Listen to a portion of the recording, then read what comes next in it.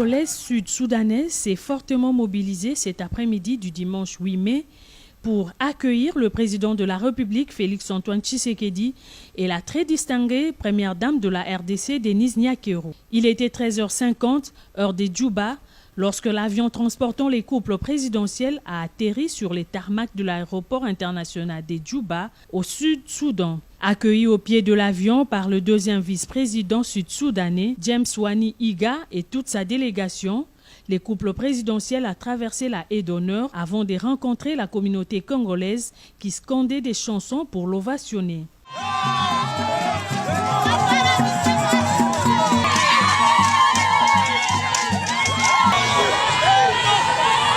Après l'aéroport, le cortège présidentiel a pris la direction du State House des Djouba, où attendait le général Salva Kiir Mayardi, président sud-soudanais, pour accueillir les couples présidentiels.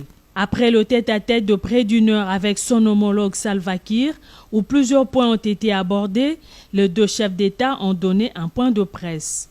Dans son mot de bienvenue, le chef de l'État sud-soudanais a remercié le président congolais pour sa visite historique d'un dirigeant congolais au Soudan du Sud depuis son indépendance en 2011.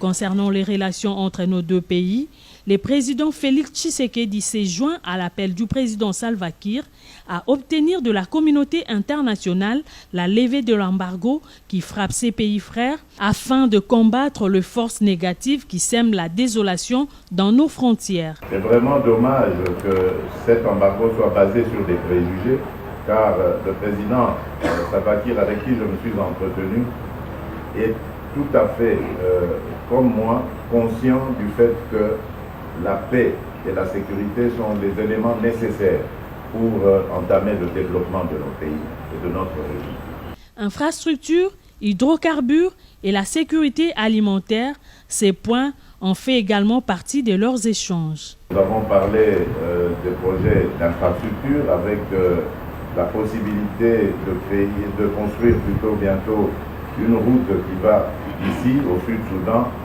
jusque dans le nord-est de la République démocratique du Congo, plus précisément dans la province du Haut-Ouélé, ce qui va ouvrir la voie sur Kisangani.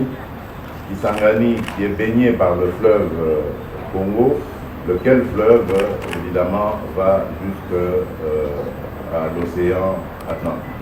Nous avons également échangé sur des hydrocarbures, un domaine dans lequel, vous savez, il y a d'énormes difficultés et inquiétudes en ce moment, et il est plus que utile que les enfants de l'Afrique puissent s'unir et trouver ensemble les voies et moyens de pouvoir alléger les difficultés qui sont de la conjoncture internationale, d'essayer de les amoindrir, en tout cas, d'amoindrir les effets pour nos pays.